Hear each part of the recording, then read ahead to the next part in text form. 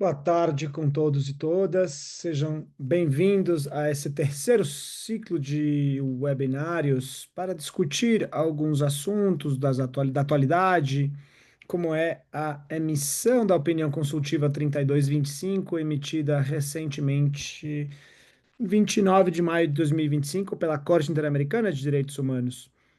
Neste fechamento de hoje, nós já tivemos duas conversas anteriores, e se por algum motivo vocês perderam essas conversas, vocês podem achar no nosso canal de YouTube e também através das páginas da CELID. Eu aproveito para convidar a seguir as nossas redes sociais do CELID Plural. Então, da parte de todos os colaboradores e dos países auspiciantes, os colaboradores, por favor,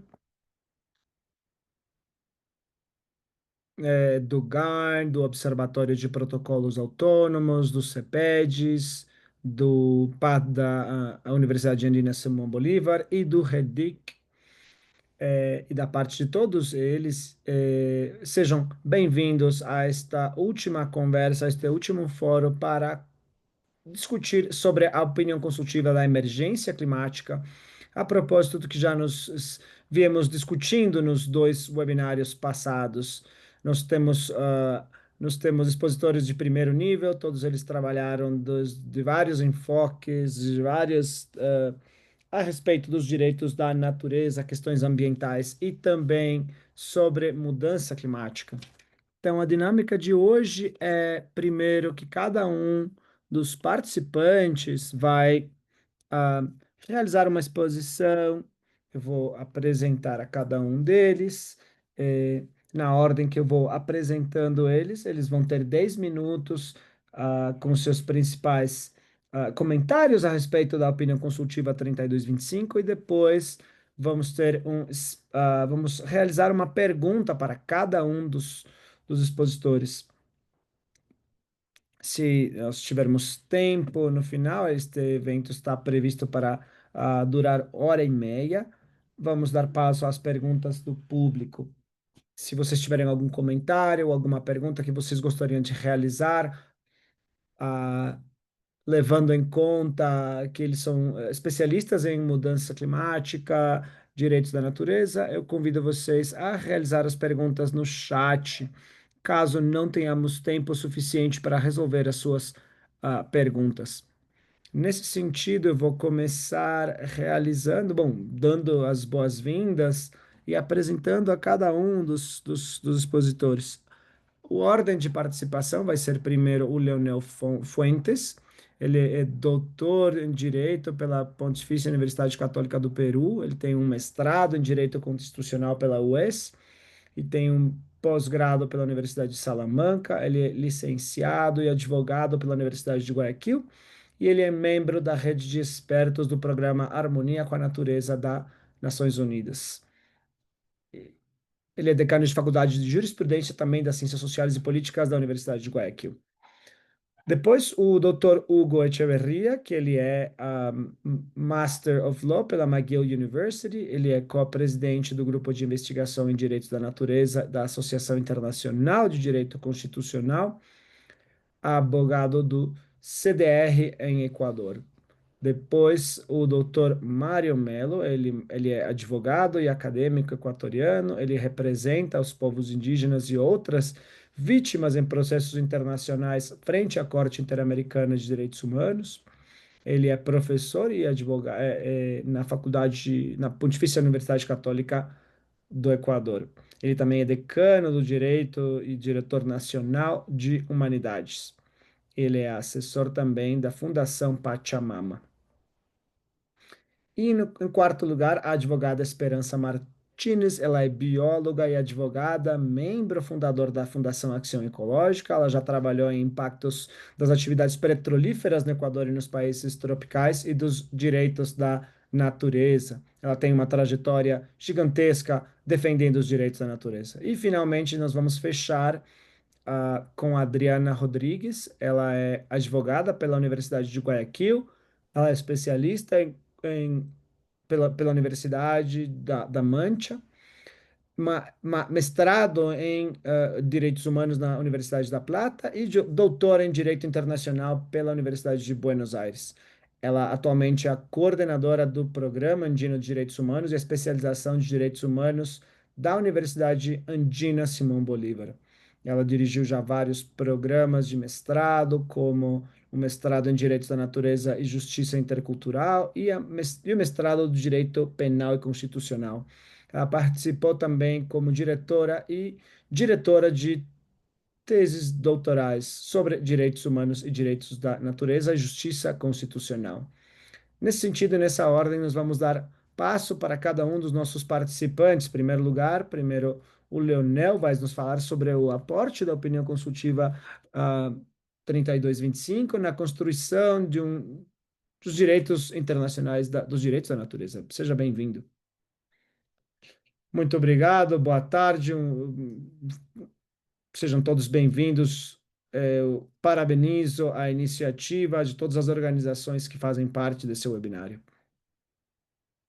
Inicialmente, eu gostaria de compartilhar com vocês uma análise da opinião consultiva a respeito do direito internacional ambiental.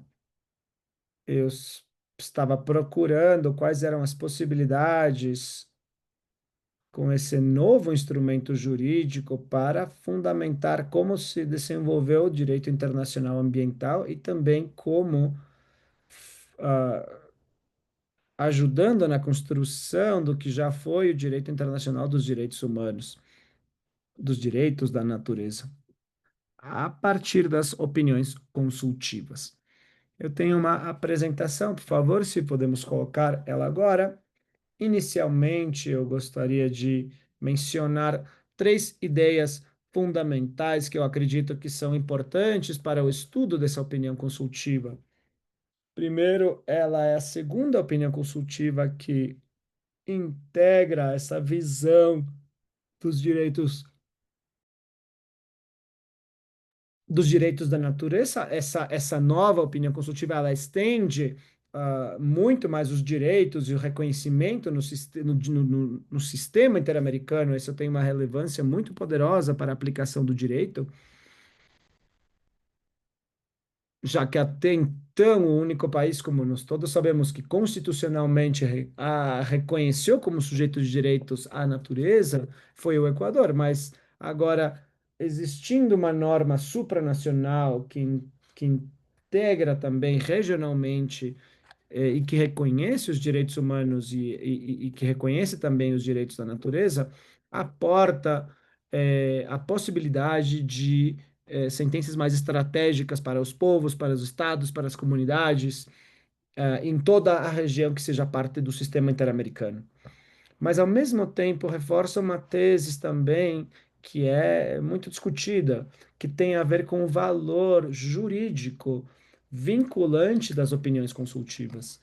Para nós, como Equador, é claro que, a partir da interpretação que fez a própria Corte Constitucional, as opiniões consultivas elas têm um valor jurídico que permitem a interpretação dos direitos no âmbito da convencionalidade. Ninguém discute no Equador o valor jurídico das opiniões consultivas. Mesmo que nós sabemos que, por exemplo, o México já fez uma diferenciação,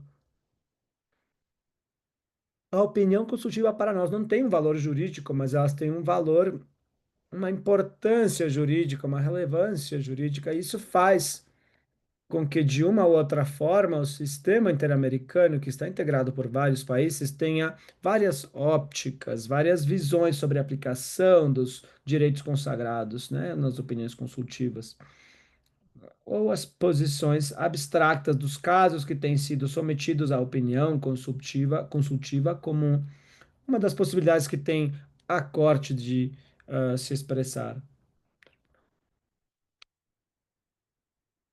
Mas nós reforçamos a tese que a Corte Constitucional do Equador também está de acordo que as opiniões consultivas são vinculantes, têm um valor jurídico, elas permitem o desenvolvimento dos direitos humanos e elas ajudam a interpretação de todos esses direitos de forma coadjuvante, né?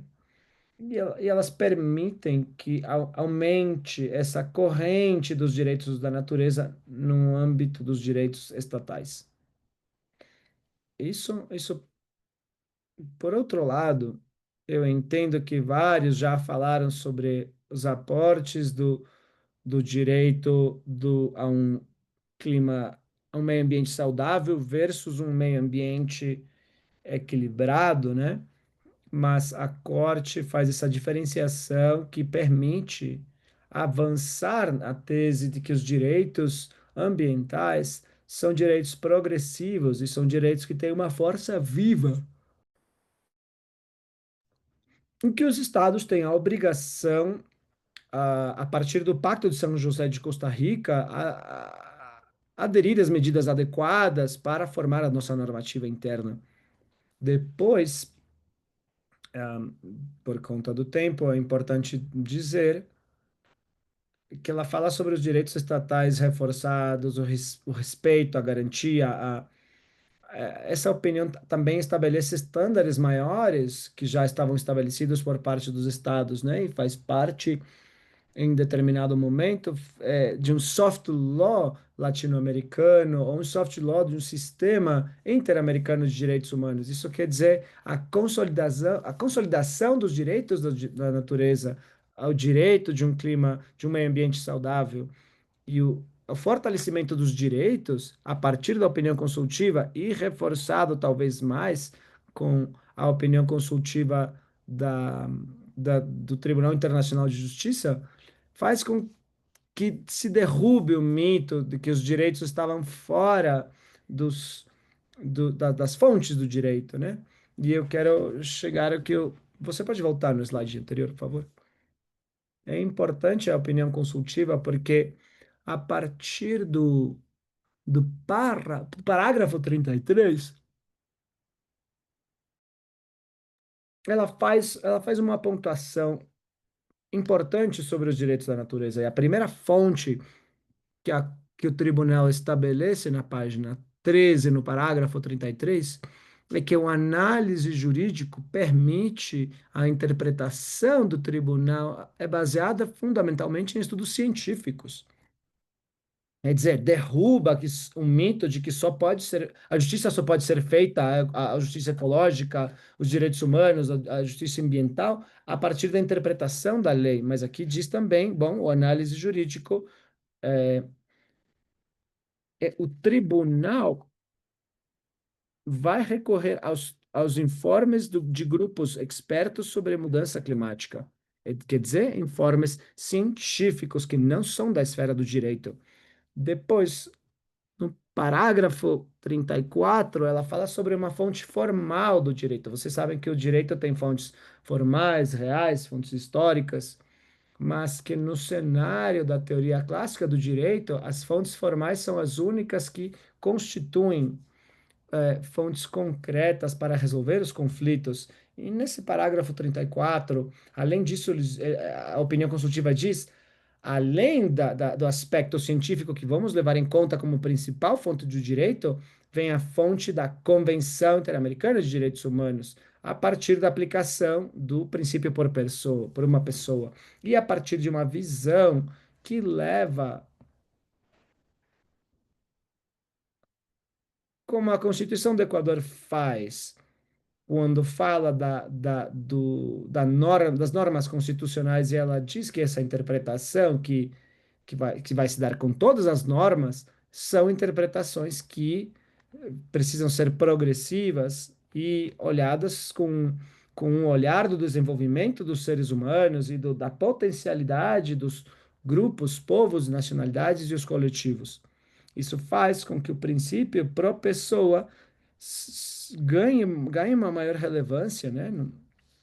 E a terceira fonte fala, como é lógico no direito internacional, fala sobre a Convenção de Viena, sobre o direito dos tratados, fala sobre outros tratados que estão de em todos os tratados que os estados têm suscrito, né, e que reconhece, evidentemente, o Pacto de São José de Costa Rica. O próximo. E a fonte número 4 é também o Corpus Juris e todos os instrumentos e as ferramentas fundamentais da OEA e do Sistema de Proteção dos Direitos Humanos. Quer dizer, ele outorga esses documentos, esse valor jurídico que permite interpretar, é a quarta fonte do direito que, que aconteceu para poder emitir essa opinião consultiva das perguntas abstratas apresentadas pela Colômbia e o Chile, que vão mais para frente, né? A possibilidade que do tribunal no futuro resolva com com a jurisdição, com situações jurídicas concretas que vão ser levadas ao tribunal. Bom, e depois a última fonte, que é a número 5, que é a que está no parágrafo 38, ela diz, com relação ao anterior, ela diz que o tribunal levará em conta algumas das perguntas formuladas pelos estados, elas levam a levar em conta outros tratados internacionais e ele expressa a relação a um tratado que transforma elas em normas que não fazem parte do sistema interamericano, mas do sistema internacional de direitos humanos, como a Convenção Marco das Nações Unidas, o Acordo de Paris, o Acordo de Escazú, etc. E também diz, claro, no final, a Corte poderá levar em conta as normas e os princípios que integram o corpus juris do direito internacional dos direitos humanos. Então, ela encontra uma harmonia entre duas visões do direito que trabalham em conjunto a partir dessa opinião consultiva, que é a visão humanocêntrica, né, nos documentos internacionais e nos instrumentos internacionais de direitos humanos, e a visão ecocêntrica ou biocêntrica dos direitos da natureza. E depois diz o direito internacional ambiental e climático, assim como outras normas de caráter geral do soft law que sirvam para guiar a interpretação. Quando nós falamos de outras normas, estamos falando com um monte de convenções que não chegam a um tratado, a categoria de tratado, mas que funcionam de maneira poderosa para o litígio estratégico. Podemos passar para a última. Essas são as questões mais relevantes em função das fontes do direito que ficou muito claro na opinião consultiva. Depois tem um dado que eu acho muito relevante, que tem a ver com o regulamento do comportamento das empresas. E isso tem a ver muito com o direito privado, né? E o direito das empresas do setor privado nos estados, que eu entenderia que seria parte de uma análise mais para frente, né? E bom, e uma questão que eu acredito que é interessante também, não somente que a opinião consultiva desenvolve os direitos substantivos, mas também os direitos adjetivos. É, Outorga uma relevância à possibilidade que tem os cidadãos para exercer efetivamente seus direitos através das normas adjetivas do direito, as normas do procedimento. E ela faz uma menção clara sobre o direito o acesso à informação pública, do como ter esse acesso à informação pública e até onde chegar com esse acesso à informação, à produção, à informação climática, à informação política, o direito ao acesso, o princípio do pro actione, que tem a ver com a otimização próxima aos direitos integrais e a prova e a reparação, etc. Essas são as minhas primeiras impressões do que o meu análise da opinião consultiva, que com certeza vai determinar um antes e um depois no litígio estratégico em matéria de natureza, dos direitos da natureza. Obrigado, Leonel, pela participação e sobre o análise que você faz sobre a opinião consultiva. É muito valioso, por exemplo, essa diferença que nós deveríamos procurar na opinião consultiva entre o direito a viver num meio ambiente saudável e ao clima e as diversas fontes que permitiram interpretar a Convenção Interamericana para emitir essa opinião consultiva. E você falou de algumas coisas importantes, como a transcendência dos instrumentos internacionais universais, como a do sistema regional, e como diversos instrumentos ecocêntricos, biocêntricos e o foco antropocêntrico. Muito obrigado por todos os teus comentários e relembrar o papel importante que tiveram os informes científicos na hora de construir a opinião consultiva. Muito obrigado. Vamos passar com o nosso segundo expositor da noite, o Dr. Hugo Echeverria. Hugo vai falar sobre os direitos humanos e direitos da natureza, compatibilidade, interdependência e sinergias. Seja bem-vindo, Hugo. Você tem 10 minutos. Obrigado, Viviana. Ahn, eu quero agradecer a todos e aos organizadores pelo convite. Vocês podem, por favor, mostrar a minha apresentação?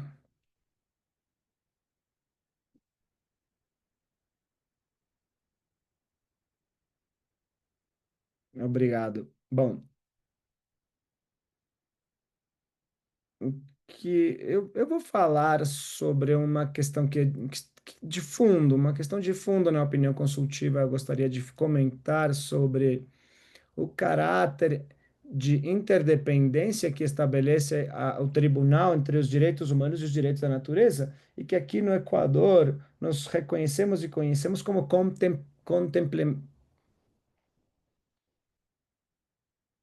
de toda a opinião consultiva ao desenvolvimento essencial dos direitos da natureza. Eu também gostaria de comentar que eu tive a oportunidade de participar em Barbados, numa audiência, e mais em frente eu gostaria de compartilhar também a minha visão jurídica do que significou estar ali e o que eu consegui ver, o interesse que esse assunto, essa questão gerou, né? A questão era emergência climática, era uma questão de direito ambiental, puro, né? E, mas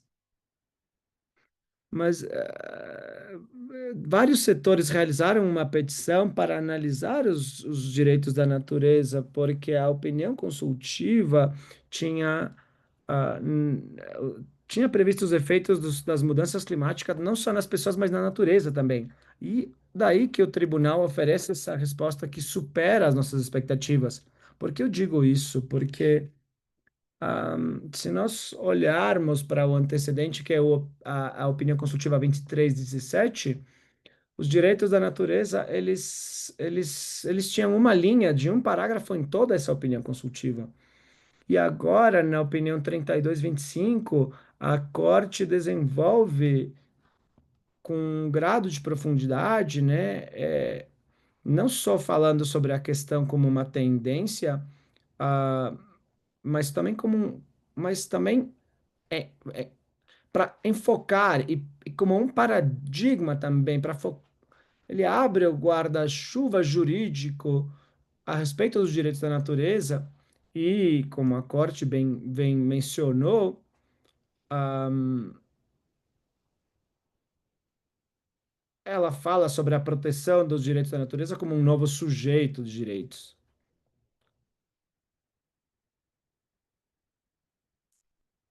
Eu quero lembrar sobre uma das sessões desse evento, onde César Rodrigues Garavito falou uma questão que me chamou a atenção. Ela falou sobre uma evolução categórica, decisiva, determinante. Passou de uma noção ambiental tímida a um giro ecocêntrico. Isso me parece impactante, é uma apreciação que eu estou de acordo, e eu gostaria de mencionar que já aconteceu num tribunal num período de 20 anos. Ele faz referência ao primeiro caso sobre mudança climática, foi apresentado no sistema interamericano, foi apresentado e desestimado pela comissão em 2005. 20 anos depois, o Tribunal Interamericano oferece uma resposta que convida a estudar muito os direitos da natureza, reconhecendo como, em alguns dos países da jurisdição do sistema. Eu gostaria de compartilhar com vocês o parágrafo 280 da opinião. Esse parágrafo, ele oferece pelo menos três aspectos para analisar. Em primeiro lugar, ele fala sobre os direitos da natureza, ele convida a superar as concepções jurídicas herdadas. É o que nós aqui no Equador, que nós percebemos com a jurisprudência, que a mudança é de objeto a sujeito. Não é uma mudança semântica, não é uma mudança de forma, é uma mudança do fundo, do substantivo.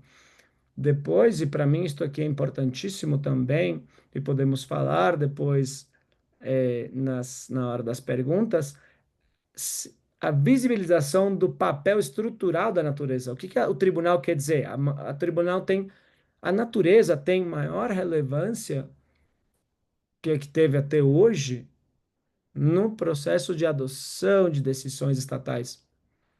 Então, basicamente a mensagem é que a natureza, nós precisamos levar ela mais em sério, né? Até hoje, que o que nós fizemos até hoje. E depois fala sobre o fortalecimento do paradigma centrado na proteção das condições ecológicas, que leva ao conceito do valor intrínseco. No parágrafo 283, eu convido a todos vocês a anotar, é uma coisa, uma questão concreta, ela estabelece uma obrigação específica, a obrigação positiva de adotar medidas. Isto é muito importante, isso vai além do que os juízes façam no controle e está dirigido à função executiva e legislativa de cada um dos países. A adoção de medidas concretas que depois, em parágrafos mais para frente, ele vai determinar quais são para garantir a proteção, a restauração e a regeneração dos ecossistemas. Olha a linguagem. Não fala sobre os direitos das pessoas, mas também medidas orientadas à proteção dos ecossistemas. Eu não vou desenvolver o que está mais para baixo, mas o tribunal ela mostra que essa obrigação deverá fazer parte no princípio de não regressão. Eu gostaria de desenvolver esse assunto, esta questão, na hora das perguntas, porque eu acredito que é fundamental no estado atual da análise e da aplicação dessas questões na prática.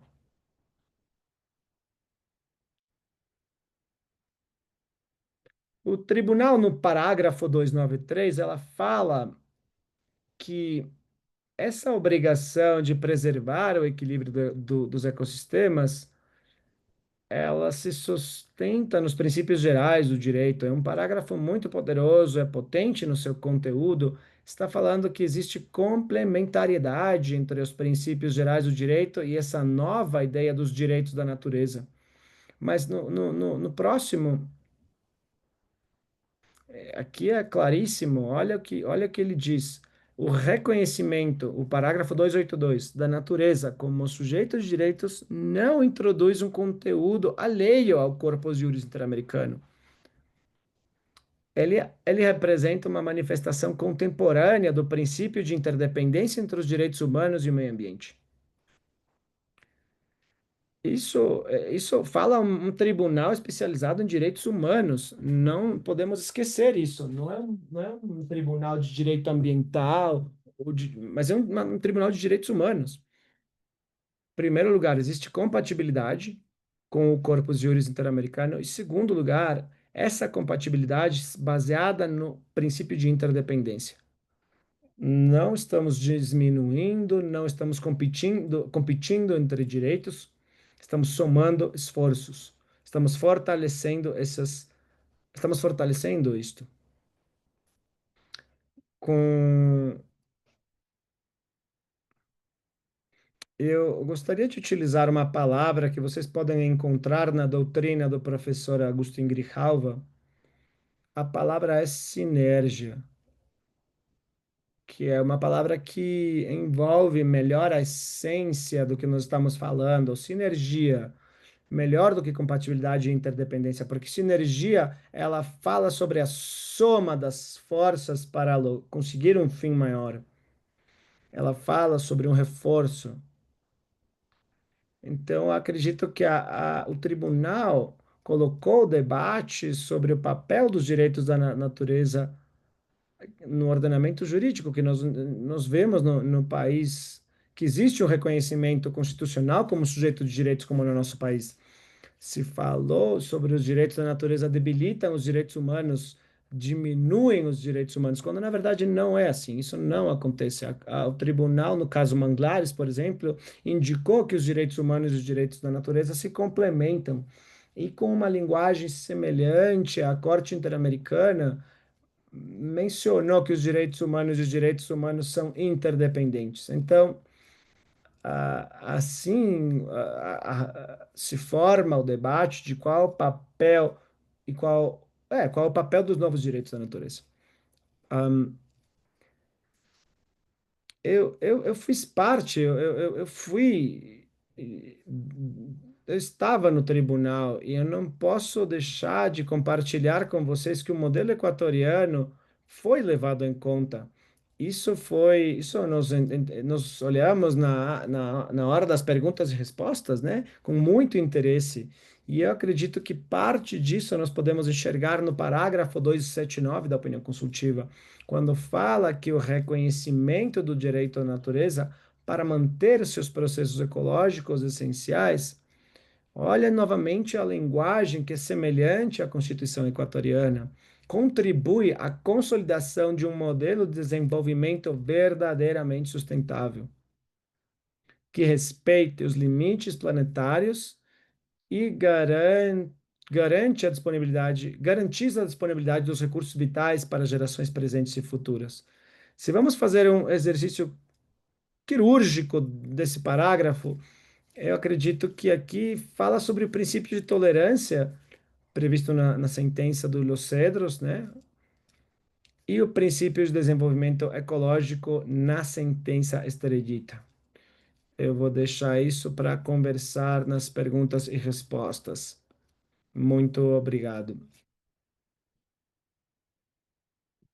Muito obrigado, Hugo, por compartilhar a sua experiência em Barbados. É importante ter a quem estava na primeira linha da construção e no debate dessa opinião consultiva, e o Hugo falou coisas muito importantes, como a necessidade de entender essa progressão que existiu na hora de interpretar a proteção da natureza e também falou sobre como em 2005 era impossível acreditar que um dia o Tribunal Interamericano ia aceitar os direitos da natureza. Hoje é uma realidade e não somente de maneira morna, como fez a primeira opinião consultiva, mas de uma maneira mais com vários parágrafos que desenvolvem essa complementariedade entre direitos humanos e direitos da natureza.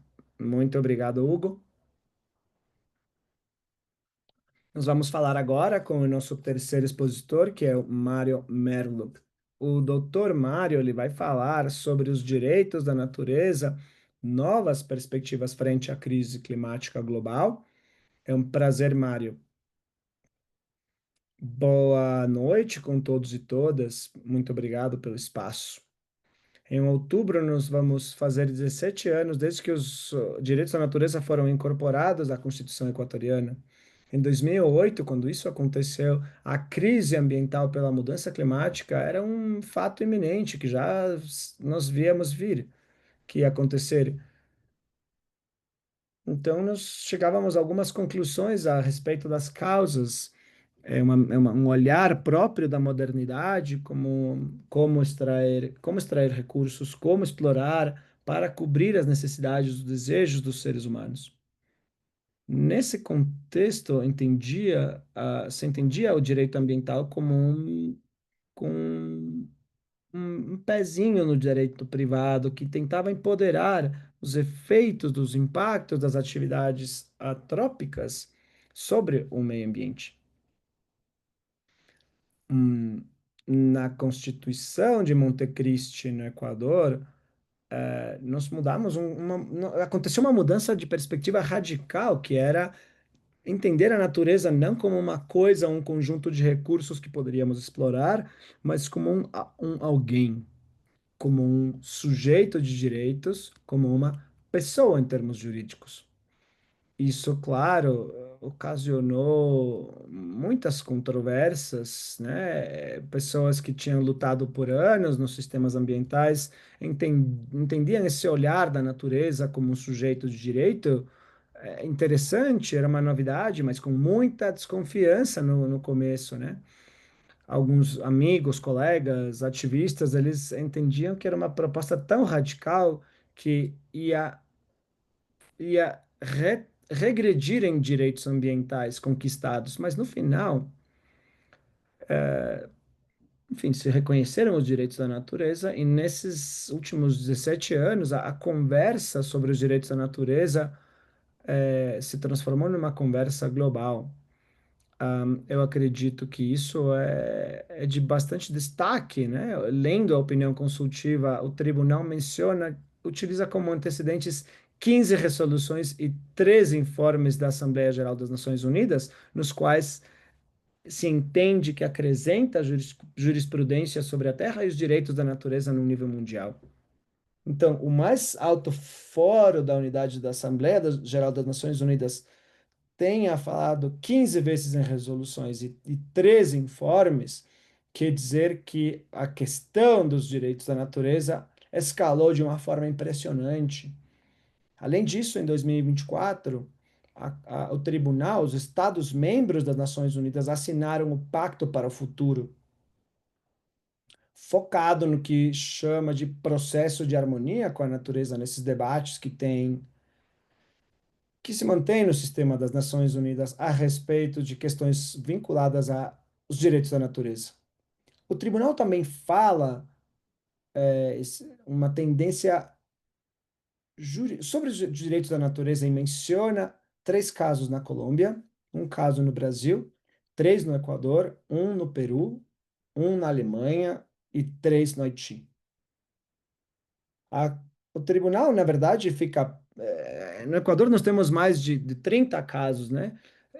Que reconhecem e desenvolvem os direitos da natureza. Existem vários outros na Espanha e outros países que também se reconhecem na legislação interna do Canadá através de 12 decisões administrativas nos Estados Unidos e em vários outros países, como Bolívia e Brasil e outros.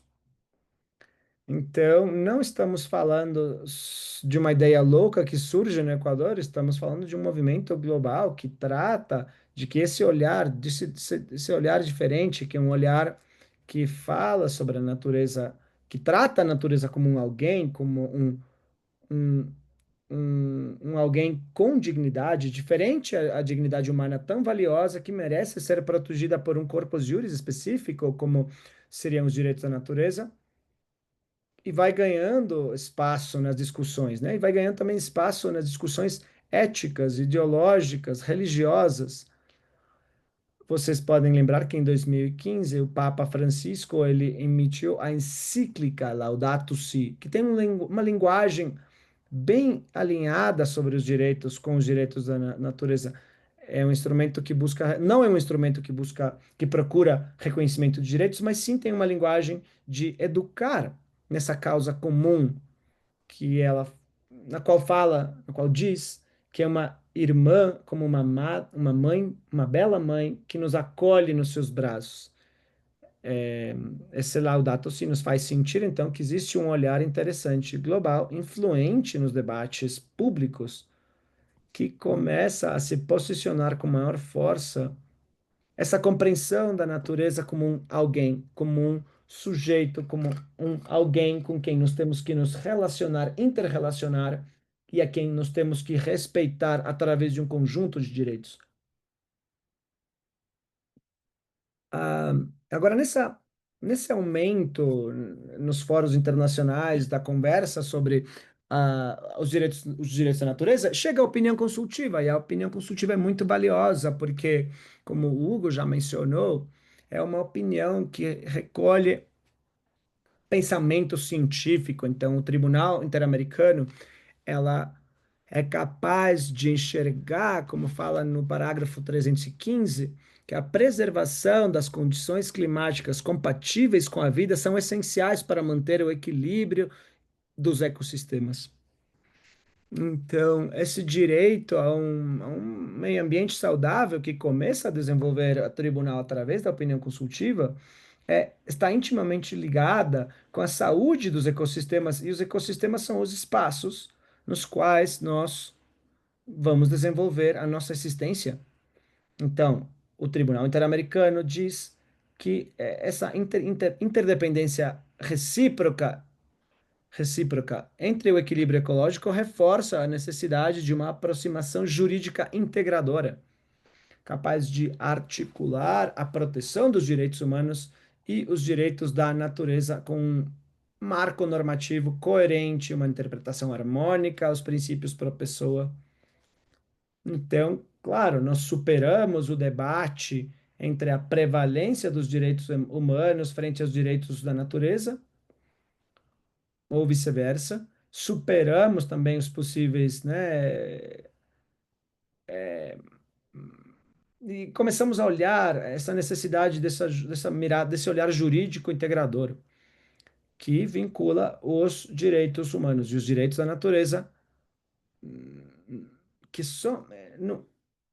somente a harmonia e as atividades dos seres humanos vai ajudar ao bom viver da espécie humana. Então, acredito que o tribunal foi bastante lúcido.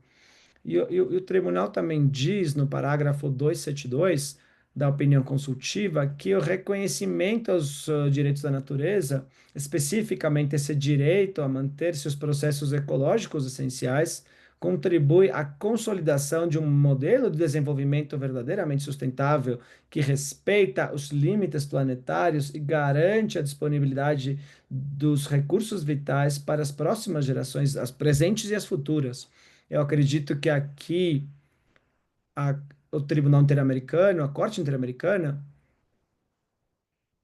inclui o conceito de sustentabilidade que herdamos da Cumbre do Rio, que ao longo dos anos determinado tem sido vaciada a conveniência de atores que atuam no sentido contrário quando eles veem essas oportunidades de falar frente a um público até a mais cruel das empresas petrolíferas ou a mais irresponsável das empresas de mineração, vão dizer que elas fazem pelo desenvolvimento sustentável, né? Então, eu acredito que nós temos que botar o dedo na ferida, e o desenvolvimento sustentável implica um nível altíssimo de respeito à dignidade humana. Nós sentimos que existe uma necessidade de reforçar esse respeito à dignidade humana, especialmente as vítimas da crise climática, as pessoas que moram nas regiões de sacrifício, onde são desenvolvidas as atividades extrativistas irresponsáveis, mas também a dignidade da natureza.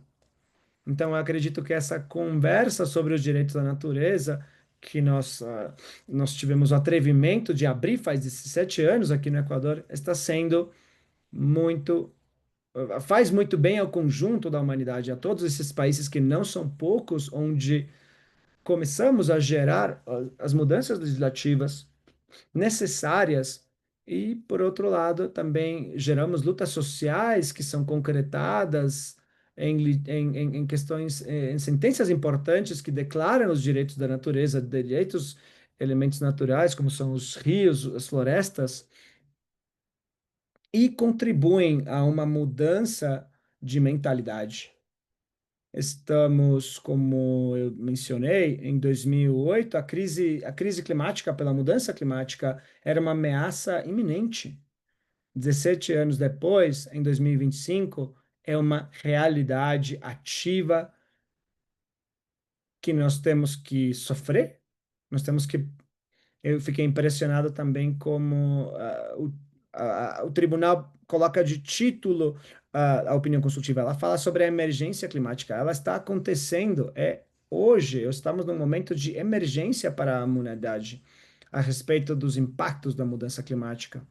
E isso faz com que seja necessário que rapidamente tomemos medidas com essa nova perspectiva, superando o antropocentrismo que nós que nos levou a esse nível de degradação ambiental e nos colocando com esse olhar de respeito à natureza para recolher as palavras do Papa. É uma forma muito elegante de me dizer que eu preciso finalizar com essa música. Muito obrigado.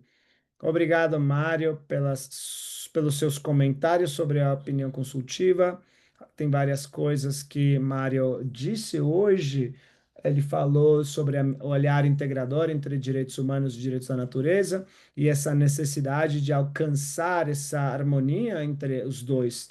E também uma questão que é importante, que a opinião consultiva menciona, é que efetivamente nós precisamos pensar que nós precisamos replantear o conceito de desenvolvimento sustentável na ideia de garantir a dignidade não somente das pessoas, mas da natureza também, e como essa opinião consultiva reflete esses passos para alcançar a proteção da natureza, que começam com lutas sociais e depois passam a litígios estratégicos. Aparece, na maioria das ocasiões, uma sentença, nesse caso, uma decisão de uma opinião consultiva. Isso também envolve uma mudança cultural. Ele falou, desde a sua experiência de como a sua Constituição desde 2000, de 2008 do Equador, no começo tinha muita oposição a reconhecer os direitos da natureza e que no final foi uma realidade. Vamos realizar agora só um parênteses, porque gostaríamos de agradecer a todas as pessoas que nos acompanham. Nós temos participantes de vários lugares da, da América e do mundo, temos pessoas do Equador, da Colômbia, do Brasil, vários lugares da Europa, temos várias pessoas conectadas, somos 117 pessoas somente na sala, e eu sei que vai ser reproduzido depois nas páginas do YouTube e. eh, as várias plataformas que o CELID tem e os colaboradores que nós temos com a organização deste evento. Muito obrigado a todos que estão aqui conosco. Agora nós vamos falar com a nossa próxima expositora, né? Vamos falar com as mulheres deste evento. Vamos começar com a Esperança. Esperança vai falar sobre a interconexão entre o clima, natureza e consentimento. Muito obrigado. Eu gostaria de começar uma questão que todos já falamos, mas eu acredito que é importante repetir, é que a Corte Interamericana, o Tribunal Interamericano, está realizando uma contribuição muito importante em matéria de direitos da natureza. Ter colocado na mesma discussão o fato de reconhecer a natureza como sujeito de direitos e dá um pulo no reconhecimento, nos reconhecimentos dos direitos da natureza e transforma ele num direito que tem um exercício regional, vamos dizer, no nosso continente, estabelecer as obrigações no sistema climático global e reconhecer também o direito humano ao clima, reconhecer também que não é só em caso de projetos que possam provocar uh, afetações ao entorno, mas também o consentimento nas consultas e, adicionalmente, reconhecer os saberes comunitários como nos permite tratar e ter uma ferramenta para muitos dos problemas que estamos enfrentando e que enfrentamos no país. Acredito que colocar essas três questões pode nos dar uma ferramenta importante para tratar todos esses cenários tão conflitivos no nosso país. E eu gostaria de falar sobre o comentário final do Mário para entender em qual contexto nós estamos hoje. No Equador, nós vivemos uma emergência climática extrema, e me parece muito importante que essa emergência climática não é alheia se nós olharmos só o que aconteceu no que aconteceu nesse ano, uma crise energética extrema, as secas também extremas que aconteceram em cortes extremos, né? Inunda, no em 2025, já tivemos 4.000 eventos adversos em todas as províncias do Equador, né? E na maioria dos municípios. É, os derrames petrolíferos também, em 1º de março de 2025 e depois em agosto de 2025 em Cuyuja. Na região de Cuyuca, nós podemos olhar também esse risco geológico grave que significa que já tem alguns anos, uns 2 anos de aqui, essa erosão na região do Rio Coca está apenas a 4 quilômetros de distância da infraestrutura. Então, nós temos tantos eventos dramáticos que nos obriga, nos leva a pensar que o que está acontecendo no nosso país, como estamos enfrentando toda essa emergência climática. E nós olhamos como essa opinião consultiva no parágrafo 291 fala sobre a obrigação de preservar o ecossistema é de tamanha transcendência que não pode permitir um acordo contrário, por isso é declarada como um jus cogens a todo esse processo de cuidado, a toda essa obrigação de cuidado dos ecossistemas. Essa opinião consultiva chega num momento de muita necessidade, não só pela emergência climática que eu estou descrevendo, mas também porque as políticas que estão sendo promovidas pelo governo, o governo do momento, supõem aumento de emissões, que não só fechar o ITT no Iacuni, mas também uma expansão de mineira agressiva, que é um produtor de emissões também, e, portanto, de ampliar essas condições climáticas. Estamos também num contexto onde estamos reduzindo a capacidade de resposta. Eu faço menção à fusão de ministérios, mais do que fusão, foram subordinar as políticas ambientais às políticas extrativas, que são aquelas que provocam essa emergência climática, e também é uma série de medidas que estão sendo levadas em conta que debilita os direitos coletivos e os individuais e os direitos da natureza, os direitos de participação, uma série de medidas que estão acabando de alguma forma com os instrumentos que têm sido construídos na base da luta dos povos, que eles foram conquistando muitos desses direitos ao longo dos anos, e muitos desses recolhidos na nossa Constituição de 2008. Essa opinião consultiva chega num momento para realizar um contrapeso existencial a essa tendência de debilitar os direitos e instituições, traz um pouco de oxigênio.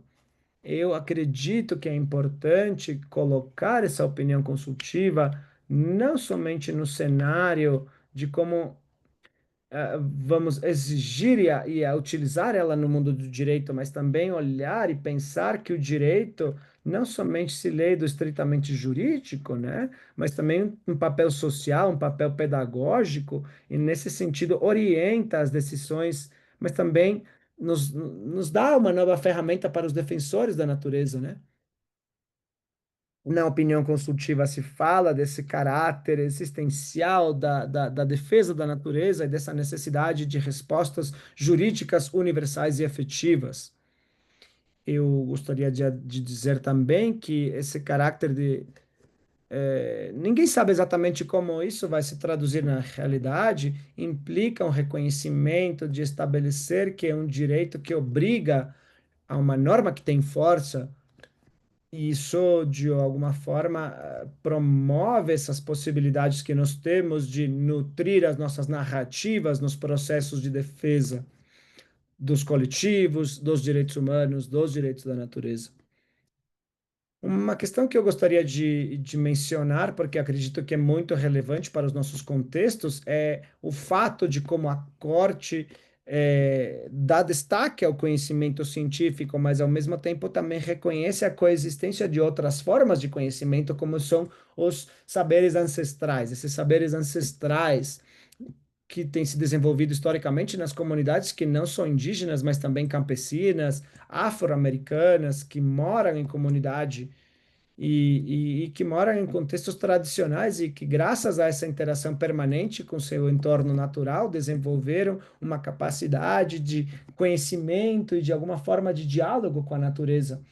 Nesse sentido, pensar que o consentimento se coloca nesse triângulo, vamos dizer, do reconhecimento dos direitos da natureza, o reconhecimento da emergência climática esse consentimento nos permite entender como esses saberes ancestrais, esses conhecimentos, eles têm um papel fundamental na hora de enfrentar essas defesas, né? Essas defesas ah, para questões que não são somente que pertencem a comunidades, mas elas têm um efeito local, nacional e global. Já na sentença do Tribunal Interamericano dos Povos Indígenas,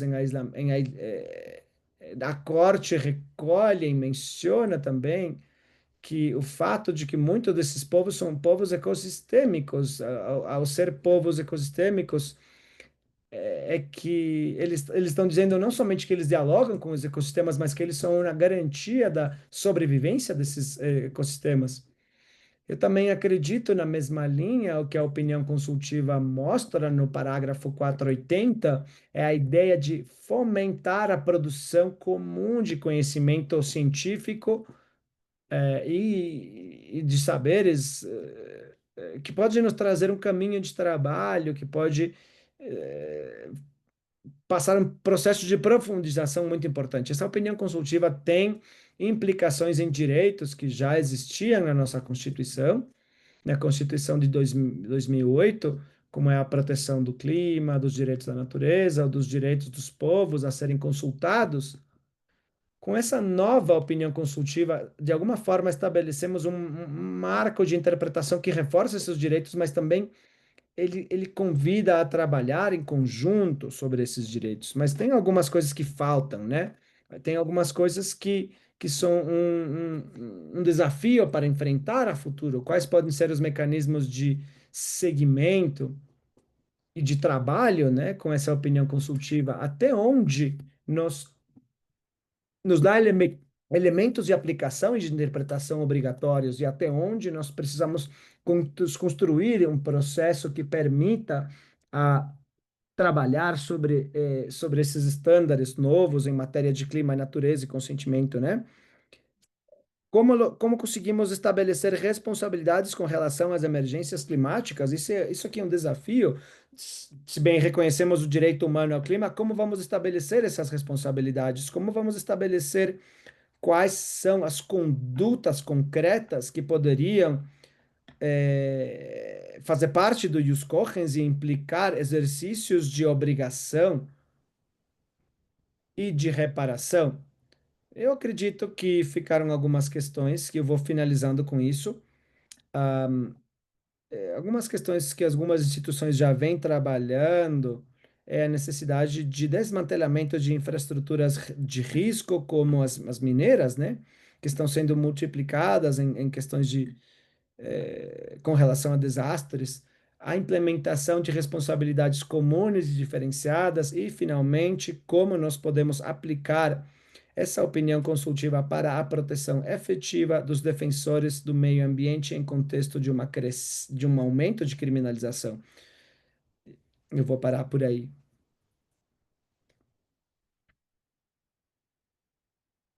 Muito obrigado, Esperança, pelos seus comentários. Além do que já foi dito nas outras exposições, é importante dizer o papel das comunidades locais, dos povos indígenas, nessa construção dos argumentos que levam a reconhecer o direito ao clima e os direitos da natureza também. Esperança falou também sobre a importância do consentimento nas consultas que precisam ser realizadas e ser feitas com a exploração dos territórios biodiversos. Adicionalmente, ela fala também sobre a ideia de que nós estamos frente a povos ecossistêmicos, dos quais dependem não somente a vida das populações, mas também a permanência e a proteção dos ecossistemas. E deixar claro que essa opinião consultiva tem, faz tem os aportes da presença e da participação permanente das comunidades, além dos cientistas e especialistas, e o alcance da opinião consultiva. Muito obrigado, Esperança. Vamos fechar a noite de hoje com a nossa.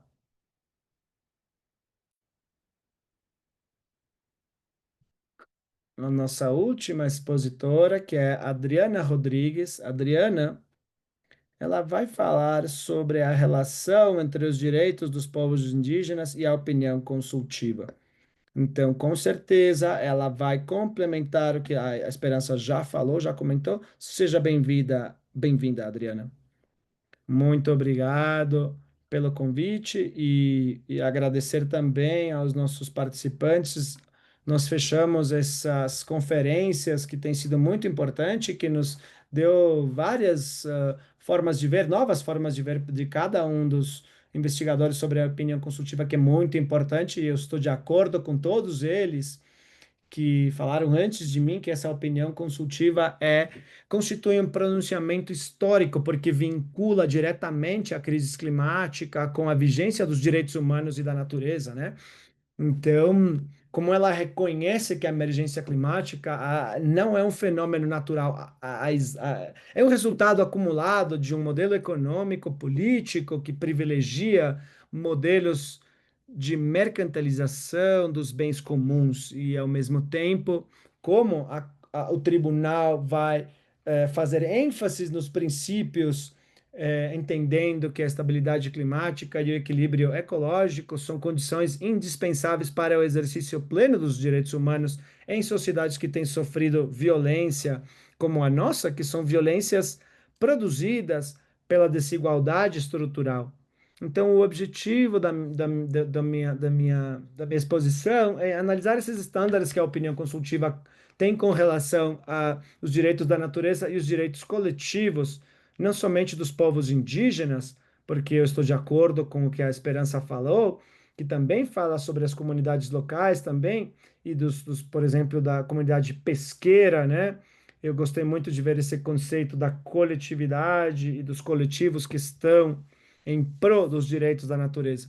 Então, eu gostaria de focar um pouco nesses estándares, sem deixar de olhar o contexto o que a opinião consultiva constrói esses estándares, né? A opinião consultiva indica que o clima e assim começa, né, de uma maneira correta, começa a modificar justamente no período da Revolução Industrial, no século XVIII, e que justamente esse sistema onde domina um tipo de modelo produtivo tem sido o responsável do aquecimento do planeta e da qual tem sido intensificada ao longo do século XX.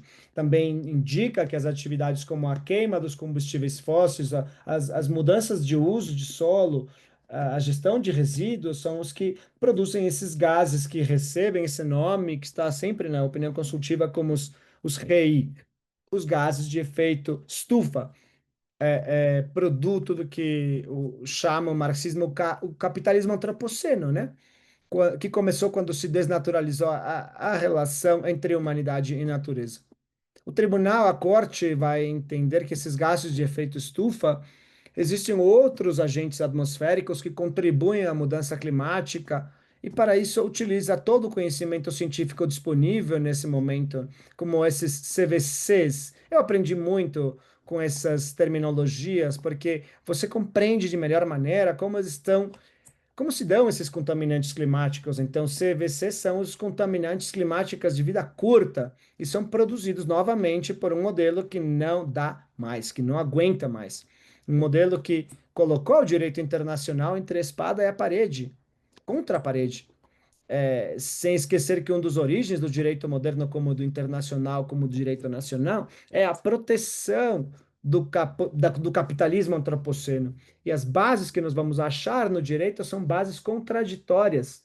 Mesmo assim, desde o nascimento da ética dos direitos humanos, vai mudando o direito internacional. E eu estou de acordo com o Carlos Marés, da primeira mesa, quando ele falava do reconhecimento dos direitos coletivos e agora o reconhecimento dos direitos da natureza, na opinião consultiva, representa um movimento contra-hegemônico dos direitos humanos, e isso vai mudar realmente o corpus do direito internacional. É uma forma de tirar a careta da justiça, né? Então é por isso que o Tribunal Interamericano dos Direitos Humanos fala sobre as desigualdades, né? Que existem quando existe a emissão de contaminantes, quando indica que nos Estados Unidos é quem produz praticamente o 25% da emissão desses gases estufa, de efeito estufa, enquanto na América Latina, países como o México e o Salvador estão entre os países com maior nível de contaminação do ar do mundo. Inclusive, a Organização Meteorológica Mundial indica que a América Latina e o Caribe são as regiões mais afetadas pela mudança climática e os fenômenos meteorológicos externos estão ocasionando graves afetações à saúde, à vida, à comida, à água. Não é coincidência que seja justamente na América Latina e não é coincidência onde surge, e no Equador, onde surgem os direitos à natureza, porque somos as regiões mais afetadas pela mudança climática. E nessa cadeia de comunicação, onde as potências são as principais contaminadoras e os países pequenos são os mais afetados, dentro dos países, essa desigualdade também continua. A corte também indica que o consumo do 1% mais rico concentra mais do 92% do CO2 per capita. Um outro dado interessante que faz parte do contexto dos estándares é o desenvolvimento do direito internacional, que o Leonel falou e o Mário também. Isso me faz acreditar e me faz pensar que o direito internacional tem a respeito do aquecimento global muito mais forte e profundo depois da pandemia do Covid, né? Por exemplo, se nós vamos analisar, eu comecei a olhar o surgimento contínuo dos compromissos internacionais entre 2021 e 2024, as conferências das partes, a COP, eles adotaram compromissos gigantescos, chave para a transição energética, o financiamento climático, frente à emergência climática a própria Organização de Estados Americanos aprovaram o Plano de Ação Interamericano sobre a Mudança Climática de 2023 a 2030, a Assembleia Geral das Nações Unidas, como o Mário falou, várias resoluções que formalmente vão reconhecer o direito humano a um meio ambiente saudável, mas também faz ênfase na ação climática como um dever profundamente vinculado à garantia dos direitos humanos. Então é interessante como o tribunal, a corte, além desses esforços realizados pelo direito internacional, profundizados depois da pandemia, vai permitir, vai indicar que existe esse esforço, mas que faltam muitos outros esforços. Isso não é uma questão menor, porque eu também estou de acordo com o que falou o Hugo e também o César Rodrigues Garavito, que a corte vai tomar um partido, vai, quando ela fala sobre as emissões globais, se elas continuam além dos estándares internacionais para frear, a projeção indica que justamente a temperatura média global vai superar o 3,6 graus. Quer dizer que vai superar os estándares do direito internacional, os esforços que tinham dito que nós poderíamos superar o 1,5%, 1,5 graus centígrados, não deveria aumentar a corte. Isso não vai acontecer, a corte já está falando que não vai acontecer.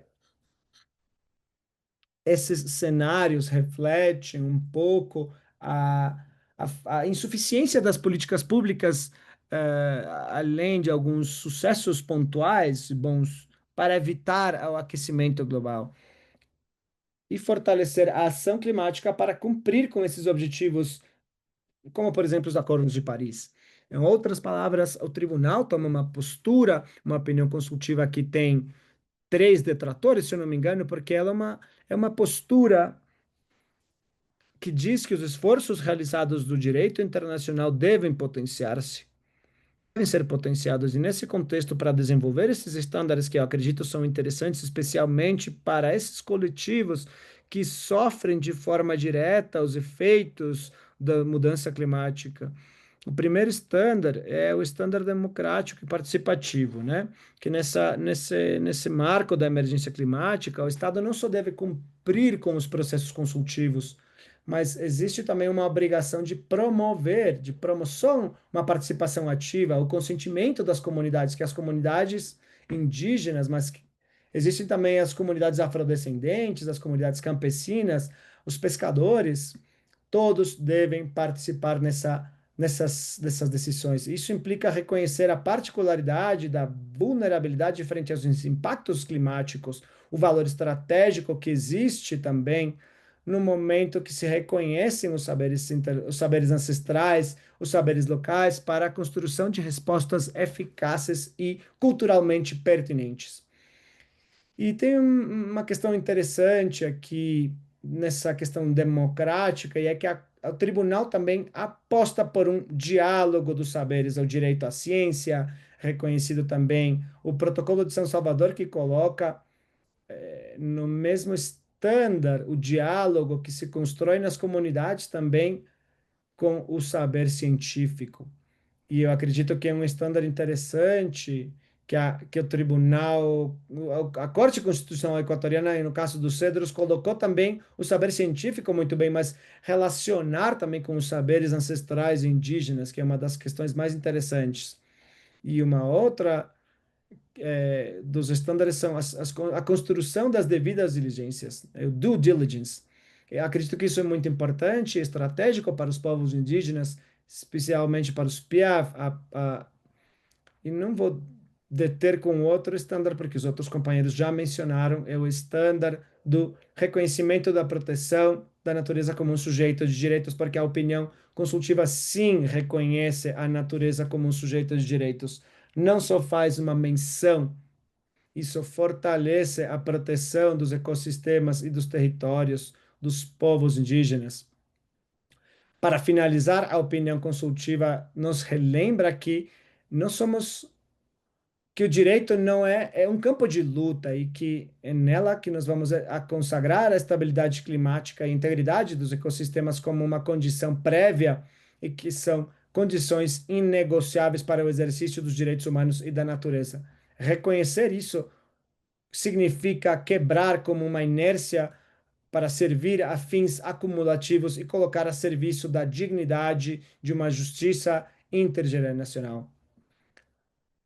É uma evocação transformadora do direito, é contra-hegemônica, é intercultural e ecológica, só pode florescer numa democracia robusta, só, e eu quero dizer uma questão importante, só para finalizar, não existe justiça climática, não é possível a justiça climática sem justiça, e não existe proteção dos direitos da natureza sem justiça livre e independente de pressões políticas. E eu quero me solidarizar com o que está acontecendo no Equador, com os juízes da Corte Constitucional que neste momento estão recebendo pressões políticas. As cortes, os tribunais precisam ser livres e independentes e trabalhar pela democracia e a construção dos direitos. Muito obrigado. Muito obrigado, Adriana. Ela falou sobre a importância de entender e compreender o contexto político e ético e epistemológico dessa opinião consultiva.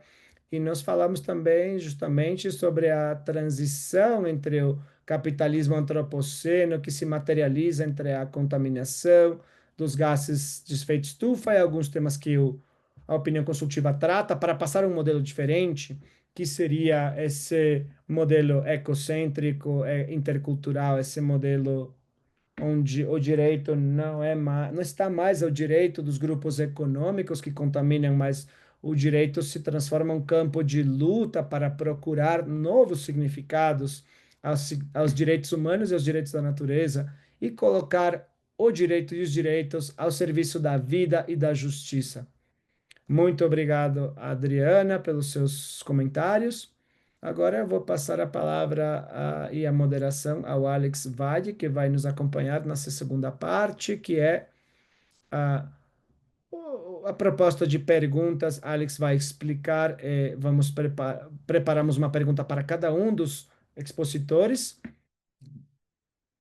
na mesma ordem que aconteceram, e depois, se temos tempo, Alex vai propor perguntas escolhidas no chat. Alex, por favor, você pode continuar com a moderação. Boa noite com todos e todas. Muito obrigado, Viviana. Muita sorte nas suas aulas.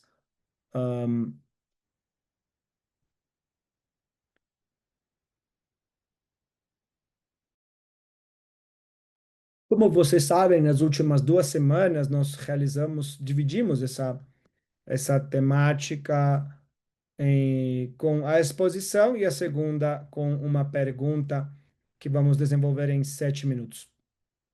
Vamos continuar na mesma ordem que vocês começaram a realizar as suas exposições e vamos começar com o professor Leonel Fontes. O professor Leonel Fontes, você acredita que a opinião consultiva sobre o câmbio clima, sobre a mudança climática, pode ter uma mudança positiva, um impacto positivo no direito ambiental para mudar, para passar de antropocentrismo a ecocentrismo? Muito obrigado. Acredito que a pergunta é oportuna, mas ela é também curiosa, porque no final do dia eu não acredito que tenha sido a motivação do Tribunal Interamericano de Direitos Humanos de desplaçar a visão humanocêntrica e natural dos direitos humanos. Eu acredito que a opinião consultiva não é uma opinião que é unânime, né, dos membros da corte, dos membros do tribunal. Eu acredito que quebra o mito em função de que não existe mais dúvida, que não existe mais esse embate entre direitos humanos, que inclui os direitos ambientais também, os direitos da natureza. Eu também acredito que a corte e o tribunal, ele dá um giro que quebra com o antropocentrismo clássico, nada além disso. Ela se afasta dos precedentes que já teve sobre as visões sobre direitos humanos especificamente, e integra nessa opinião consultiva os direitos da natureza e expõe a possibilidade de uma harmonia necessária para lutar contra um inimigo comum que é a emergência climática. E esse inimigo comum que protege um bem maior, que é a natureza, onde também se integra ao ser humano e que permite que se faça esse reconhecimento a esse novo sujeito do direito. Então, eu não acredito que exista um desplaçamento da visão antropocêntrica, mas um afastamento dessa visão clássica do antropocentrismo clássico e uma aproximação ao ecocentrismo, um caminho, se abre uma avenida gigantesca para a harmonização desse novo instrumento jurídico para que possa se adequar aos membros do sistema interamericano, pelos quais nós estamos obrigados à subscrição do Pacto de São José de Costa Rica, a adequar essa normativa. E no final, acredito que também aporta normativamente, conceitualmente, a essa nova visão do sistema interamericano. Mas, evidentemente, a Corte dos Direitos Humanos não deixa de ser um tribunal de direitos humanos, mas integra uma visão que faz parte de uma corrente, como a Adriana mencionou e os outros companheiros falaram, uma visão de uma corrente mundial de reconhecimento de direitos. Obrigado, Leonel. Agora vamos falar com o Hugo. E a pergunta para o Hugo é: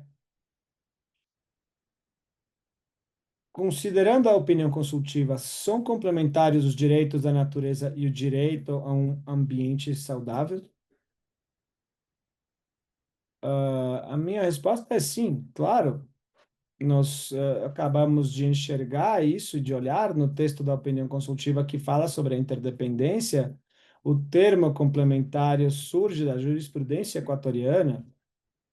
E eu acredito que é uma postura correta. Não estamos falando sobre uma competência de direitos, nem não é um contra os outros. Estamos falando de um equilíbrio, estamos falando de uma inter-relação. Eu faço questão de dizer e de mencionar, é uma sinergia. Eles não somente se complementam, mas se reforçam esses direitos. Essa é a postura clara da maioria do tribunal, da Corte Interamericana. Mas é necessário levar em conta que os direitos da natureza não tivemos 4 votos a favor e 3 em contra. O tribunal ainda não publicou os votos contrários, mas e sim, eu gostaria de dizer que eu estive ali, que pelo menos tínhamos quatro cenários. Tínhamos quatro cenários bem estabelecidos, e me permitam lhes dizer que eu estava muito preocupado, e vou falar por quê. O primeiro cenário era que a corte simplesmente não fale nada sobre os direitos da natureza. Porque vamos lembrar que o eixo central dessa questão é o direito ambiental e direitos humanos, e especificamente a mudança climática. Então, o tribunal simplesmente podia omitir o assunto, a questão. O segundo cenário era que a corte se pronuncie contra os direitos da natureza. A, a corte tranquilamente poderia dizer: eu sou um tribunal de direitos humanos, os direitos da natureza estão fora da minha jurisdição, então estamos contra essa base jurídica do corpus juri e eu vou me pronunciar contrária. Vamos entender por onde vão esses votos contrários. O terceiro cenário, que era o mais provável, né, porque está ligado com o que disseram na opinião consultiva de 2023, que soma os direitos, ou essa ideia dos direitos da natureza como um interesse próprio na questão do direito ambiental tradicional. Não? Prestem atenção, que nós no Equador, os países que reconhecem os direitos da natureza, a questão deve se enmarcar no direito ambiental, deve ser enmarcada no direito ambiental, que eu acredito, no meu conceito, teria sido uma regressão, porque todos sabemos que os direitos da natureza, como o ecocídio, o teste da harmonia da natureza, são alternativas ao direito ambiental atual, que por várias razões, que por vários motivos procuramos alternativas. Mas era o cenário mais provável, e mesmo assim, o tribunal decidiu o cenário do que eu chamo autonomia dos direitos da natureza. Quer dizer, reconhecer os direitos como novos direitos, como direitos diferentes aos ambientais e a outros direitos humanos, como o acesso à água, ou os direitos coletivos. E está clara na jurisprudência do Equador essa autonomia de que são direitos próprios da natureza como um novo sujeito e como uma nova estrutura, como aconteceu com o Rio Aquepe, um objeto distinto, uma finalidade distinta, diferente. E o tribunal decidiu, em maioria, não em unanimidade, por essa via. Mas é por isso que é importante dizer e mencionar se são autônomos, são complementares, são interdependentes com os outros direitos, com os direitos humanos, nesse caso. Sim, eu parabenizo a postura da maioria, que se decidiram pelo cenário da autonomia. Eu insisto que o modelo equatoriano com certeza teve muito a ver com essa questão, porque esse é o modelo que nós estamos propondo no país desde a Constituição e que ficou muito claro na jurisprudência equatoriana.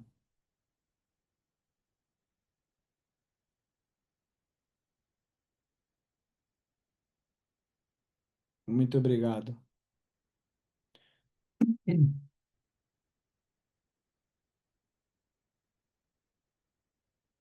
Nós queremos cumprimentar as pessoas que nos estão acompanhando hoje, de várias partes, de várias regiões do país, mas várias partes do mundo. Temos colegas da América Central. Vamos falar com o professor Mário Mello agora, que eu gostaria de cumprimentar, dar as boas-vindas e, professor, na sua opinião, qual o aporte mais importante dos direitos da natureza à opinião consultiva sobre a mudança climática? Muito obrigado, Alex. Eu acredito que o mais importante que é a narrativa do Tribunal Interamericano expressada na opinião consultiva é esse olhar alternativo ao olhar tradicional do direito. É um olhar que integra os direitos humanos com os direitos da natureza e que enxerga e entende a natureza desde uma perspectiva de ser sujeito de direitos e que diz aqueles países da região que não têm o reconhecimento dos direitos da natureza, que realizar, que reconhecer direitos é positivo, contribui à vigência dos direitos, à plena vigência dos direitos, e contribui também a atender os requerimentos da emergência climática que nós estamos atravessando. Então, acredito que esses são os aportes ideológicos, desde o ponto de vista jurídico, né? Essa ruptura, com o direito mais um direito do século XX, né? E um ingresso e abre a porta ao direito contemporâneo, no qual convivem esses corpus juris dos corpos humanos e os corpus juris da natureza, que estão em plena construção no nível global. Eu acredito que é o mais interessante desde o meu ponto de vista. Obrigado, Mário, muito obrigado. É, Na ordem das apresentações, nós vamos dar as boas-vindas nessas a esperança. A esperança que essa noite contribuiu de uma forma importante. Estamos muito agradecidos pela tua participação e tua contribuição aos direitos da natureza.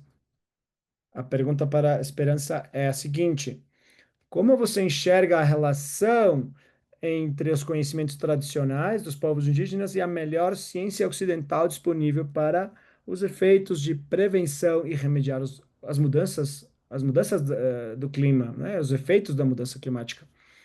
Obrigado pela pergunta, porque esses são os dos conteúdos que mais gosto, porque abre um horizonte de trabalho é a questão de reconhecer que são essas populações que moram na natureza, que moram nos territórios, os que têm a maior capacidade de diálogo com a natureza e de conseguir que essa natureza que não tem voz para falar diretamente possa se expressar e possa ser de alguma forma levada em conta na hora das deliberações políticas. O que faz a opinião consultiva é colocar no mesmo nível todos esses saberes ancestrais sobre o conhecimento científico e faz justiça com essa grande riqueza que nós temos como país, que são esses conhecimentos de povos tão diversos, cada um com a sua própria ciência, com as suas próprias línguas, com as suas maneiras de interpretar também o que acontece no meio ambiente, de construir um mundo de relações que podem nos orientar também em opções de prevenção, mas também em opções de reparação. Quem sabe mais do que as mulheres que estão no território sobre quais são os efeitos que tem derrubar uma árvore, ou quem sabe interpretar os sons quando você abre uma rodovia, né?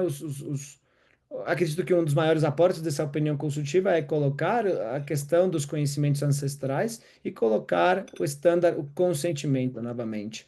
Porque o que nos está dizendo é que os povos não somente precisam ser consultados, vamos dizer, pelo direito de proteger os seus direitos coletivos, mas na sua voz está a voz dos povos, mas também da voz como natureza, como parte da natureza, essa voz que a natureza nós não sabemos como se expressa, essa voz pode ser canalizada através desse consentimento.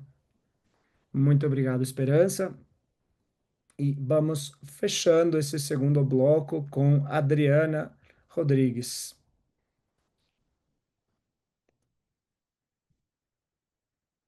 E a pergunta para a Adriana é a seguinte: levando em conta a opinião consultiva,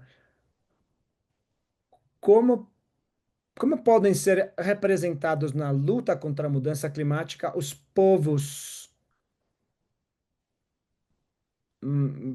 Adriana, sim, muito obrigado. Bom, eu, faltou tempo de uns estándares que coloca a opinião consultiva que eu queria mencionar, como o due diligence, né? Mas precisamos levar em conta que fala sobre a proteção reforçada que precisa existir num marco de proteção reforçada, que reconheça a especial vulnerabilidade que possam ter os povos em. E quando nós falamos sobre essa proteção reforçada que eu falo, nós falamos sim de uma maneira de opinião consultiva diferente. Nós tínhamos medo, como o Hugo falou, que possa ser uma repetição da opinião consultiva, que o marco de proteção não estava tão reforçado como nessa opinião consultiva. O tribunal lembra que esses povos em isolamento voluntário, eles gozam de direitos, mas a defesa dos direitos dos povos em isolamento voluntário, em si, é uma estratégia também contra as mudanças climáticas, porque esses territórios coincidem com áreas de biodiversidade, eh, e o tribunal estabelece que o Estado deve garantir e o controle efetivo frente a qualquer tipo de atividade extrativa. Mas quando eu falo que a Corte também toma partido em uma interpretação da jurisprudência, é uma coisa das coisas interessantes do direito internacional, que você pode interpretar essa jurisprudência, é um órgão, é, tem algumas questões que são contraditórias, né, como parte do que é uma jurisprudência, porque a opinião consultiva é parte de uma jurisprudência do Tribunal Interamericano, quando fala sobre desenvolvimento sustentável, né, isso é minha crítica às correntes mais críticas do direito, que fala sobre desenvolvimento sustentável, mas isso efetivamente é o que Leonel falou, de que a Corte também está sendo prudente em tratar e trazer o direito internacional, todos os estándares, para depois construir uma opinião reforçada. A proteção reforçada, desculpa. É interessante porque fala sobre políticas de mitigação e adaptação que deve ser reconhecida explicitamente a coletivos especialmente vulneráveis pelo aquecimento global e explicitamente a população em isolamento voluntário como sujeitos coletivos de especial proteção. Além disso, faz com que qualquer decisão que possa ser afetada pelos seus territórios cumpra com estándares os mais altos possíveis. Com isso eu quero dizer quem representa os PIAF, eles se representam por si mesmos, eles estão representados por si mesmos e desde essa perspectiva nós podemos dizer que o que faz o direito internacional é reforçar essa proteção. A opinião consultiva efetivamente dá esses estándares de como medidas para assegurar essa proteção. Muito obrigado, Adriana. Vamos permitir a uma terceira parte. Eu vou pedir aos expositores serem bem concretos e as perguntas que os participantes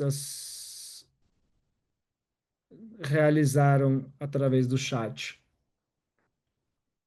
Vamos começar com o professor Leonel Fuentes.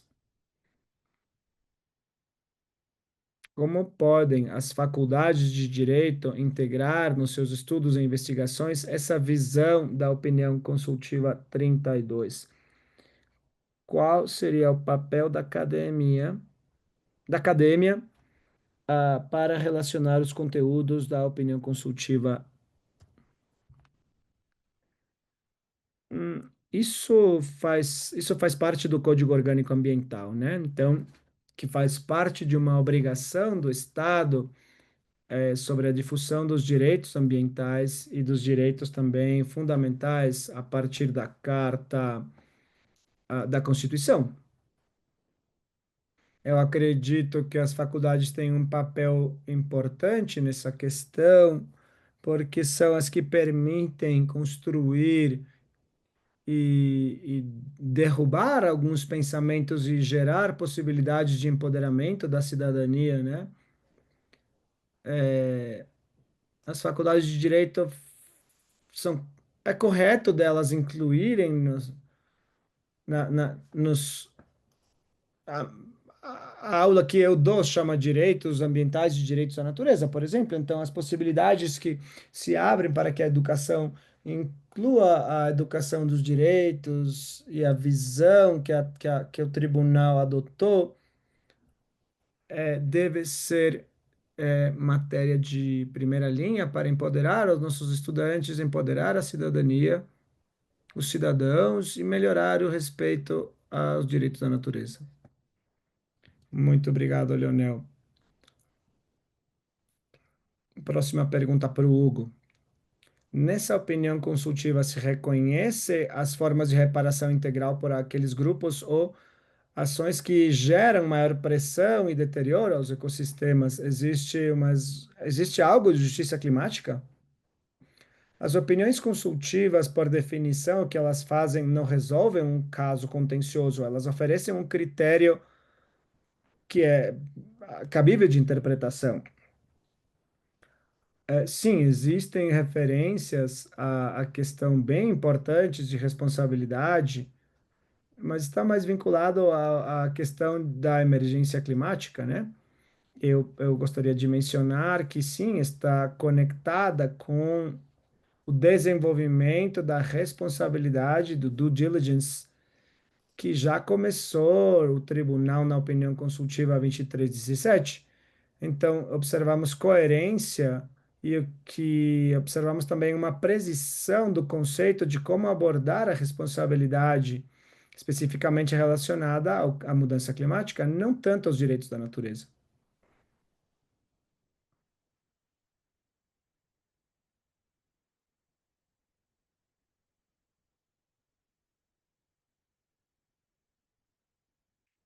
Obrigado pela sua resposta. Agora, uma pergunta para o professor Mário Melo.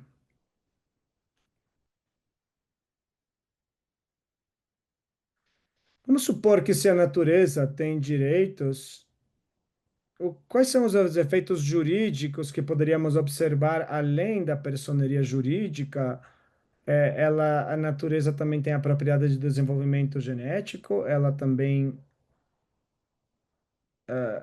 A pergunta não é clara, eu peço desculpas. Para onde iria a pergunta não é clara, desculpa, eu não entendi.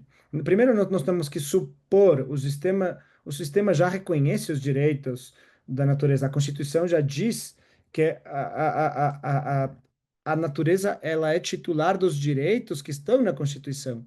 Ela não precisa de uma conta corrente. Não, esse direito ela não tem, mas sim tem alguns direitos muito importantes que estão no artigo 71 da Constituição e alguns que estão sendo desenvolvidos ao longo do princípios de progressividade por parte da Corte Constitucional. Sim, é efetivo, claro. Existem sentenças que condenaram o Estado pela violação de direitos, já existiram reparações também. A única coisa que eu posso responder a essa pergunta.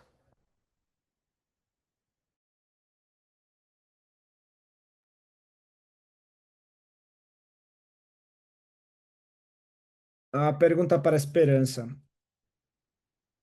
Qual a força que tem a opinião consultiva no caso Kim Sakocha, quando as licenças ambientais na província da Suá já aconteceram a 30 quilômetros da província, da cidade de Cuenca?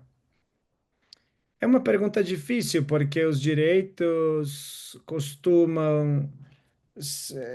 Nós decretamos direitos para eles serem incumpridos, né? O que está acontecendo em Quinsacocha não estão só os direitos estabelecidos constitucionalmente estão sendo violados, né? Pelo direito de participação das pessoas que opinou para que essa região não tenha atividades mineiras. Eu acredito que a opinião consultiva é como nós vamos enfrentar desde uma nova narrativa que permita argumentar que existem obrigações, que existem ainda mais obrigações nós já temos as constitucionais, mas que também temos outras obrigações que devem ser respondidas e que devem ser respondidas em todos os níveis.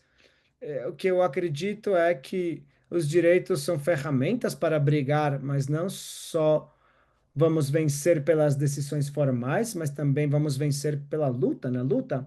E eu acredito que estão na luta, na defesa de Quimsacocha, são as comunidades que moram lá e que agora eles têm uma nova ferramenta para validar as suas ações, para argumentar que estão não somente protegendo os direitos constitucionais e os direitos nacionais, mas também respeitando estándares internacionais que acabam de ser expostos com essa opinião consultiva.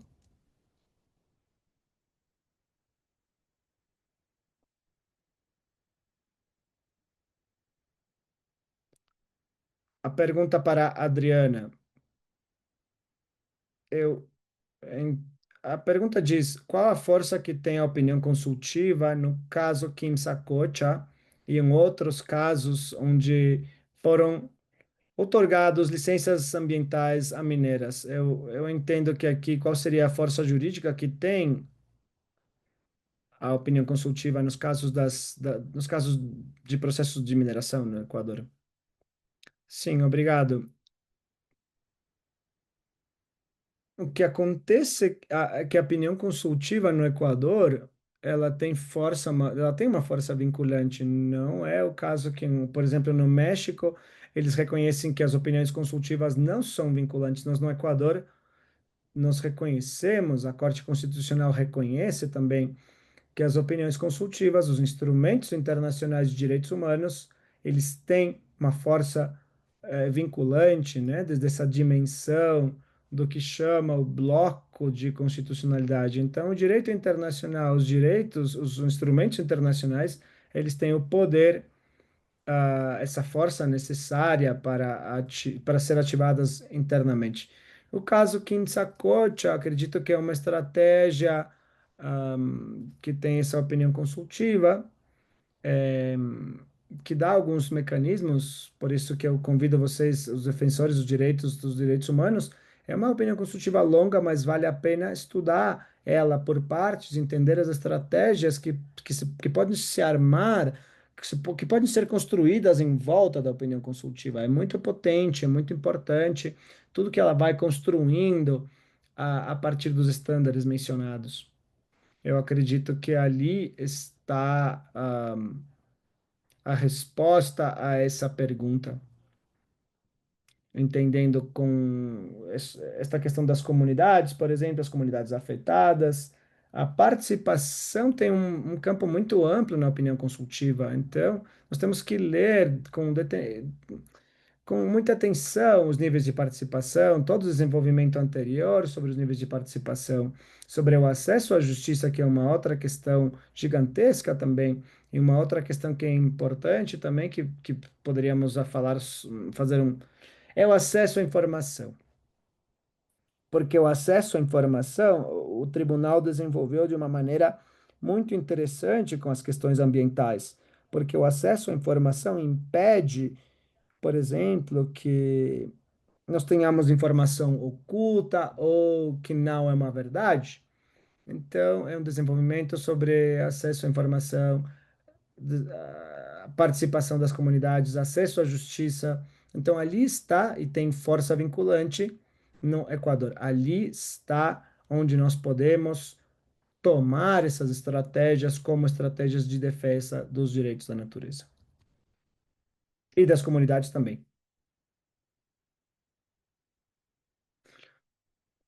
Muito obrigado. É,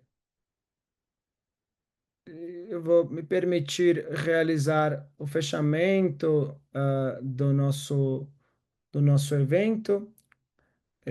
Nós participamos 12 países, ah, nós tivemos mais de 7 organizações também que participaram do nosso evento. A Universidade Andina, a Garner, a Rede Jurídica Crítica, o Observatório, o CELID, CEPEDES. Eu tenho um anúncio especial, por favor, quem está ainda online. primeiro, é importante este grande evento que tem sido realizado pelas organizações para analisar é o reconhecimento ao direito ao clima saudável, mas principalmente a um meio ambiente saudável, como reconhecimento de uma maneira autônoma dentro do sistema de direitos humanos também é importante as obrigações estatais da prevenção de danos e de não ocasionar danos também com um olhar de ius cogens, né, dentro do a proteção por parte do Tribunal Interamericano de Direitos Humanos, o acesso à informação ambiental, participação nas decisões ambientais e os mecanismos de justiça, e também incluindo a proteção dos defensores do meio ambiente e a defesa dos direitos da natureza.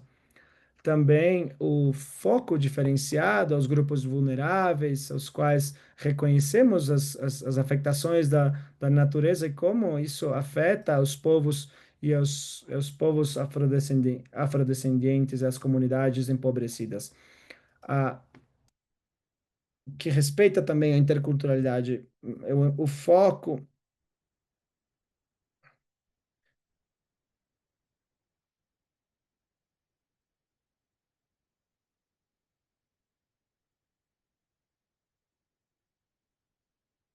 é importantíssimo também os aportes de cada um dos expositores, que vou me permitir mencionar.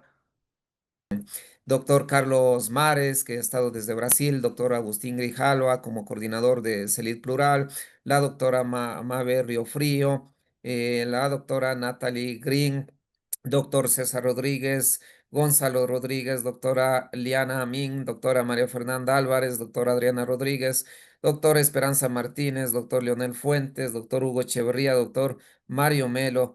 Tenemos una cantidad increíble de ponentes, sumado también a los moderadores, moderadoras, doctor Felipe Castro, doctora Viviana Morales. Fíjense, un equipo de 21 personas que han estado a lo largo de estas 3 semanas. Y por supuesto, fundamental, creo yo, también el agradecimiento no solamente a los ponentes, a las ponentes, no, a las organizaciones. CELID Plural como organizador, em, em, el Centro de Pesquisa de Extensión en Derechos Socioambientales, la Pontificia Universidad Católica de Paraná, el Observatorio de Protocolos Autónomos, Global Alliance for the Right of Nature, GARN, Programa Andino de Derechos Humanos, Universidad Andina Simón Bolívar y por supuesto la Red de Investigación Jurídica Crítica del Ecuador. Y todo esto no hubiera sido posible llegar a ustedes en cada una de estas 3 semanas sin el apoyo importantísimo y valioso del apoyo técnico, del apoyo de gestión y el apoyo que nos han realizado tanto desde el equipo de CELID Plural. No, pido un aplauso de mi parte al menos y de creo que de todos y todas para Ingrid Jaramillo, para Valentina Rivadulla, el equipo de Gran que también ha sido impecable, el equipo conformado por Wendy Torres, por Josefina Mosle, las personas en las traducciones que ha sido un trabajo pero bárbaro, porque además hemos hablado sumamente rápido todo el tiempo, ¿no? Y han estado ahí en el tema de las traducciones, especialmente al frente Natalia Green. Muchísimas gracias por el apoyo en la gestión de los métodos de transmisión del webinar. Y en tercer término, como les había anunciado, pues, no hay una pequeña sorpresa y es que justamente estamos gestionando para que cada una de estas ponencias luego se transformen también en publicaciones, ¿no? Estando en contacto con la Universidad de Kassel y como parte de un proyecto que terminamos este año, hay la posibilidad también de tener ahí unos pequeños fondos para realizar la publicación, que sería maravilloso para cada uno de los ponentes. Así es que desde ya, los ponentes que están acá, están invitados, les vamos a hacer por supuesto luego la invitación formal con los estándares y con todo lo específico para tener la publicación y Dios mediante queremos que esa publicación además sea gratuita y de acceso general a todo el público. De mi parte y en nombre especialmente del doctor Agustín Grijalva como director coordinador general de CELID Plural, un abrazo fuerte, muchas gracias. Volveremos a organizar eventos, estén pendientes por parte de CELID Plural para las próximas ediciones. Un fuerte abrazo, excelentes, muy buena noche. Y abrazos a todas y a Abrazo. todos. Gracias. Muchas Adiós. gracias, gracias. Una buena noche. Gracias.